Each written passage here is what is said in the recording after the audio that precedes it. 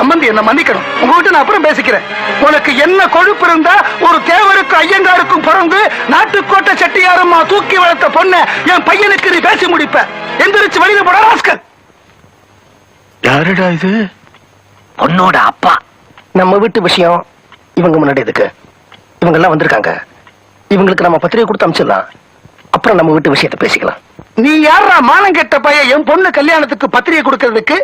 கடப்பாறை எடுத்து மண்டைய பொழந்துடுவேன். அடிதடி ஆயிரும் போல் இருக்கடா. வட ஓடி போயிடலாம். கந்தசாமி,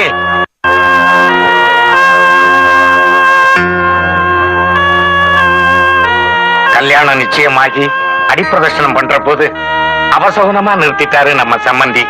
நீங்க கொஞ்சம் எடுத்து சொல்லுங்க. பொண்ணு பார்க்க சடங்கு முடிஞ்சு பொண்ணுக்கு மாப்பிளைய பிடிச்சு மாப்பிளைக்கும் பொண்ணை பிடிச்ச பிறகு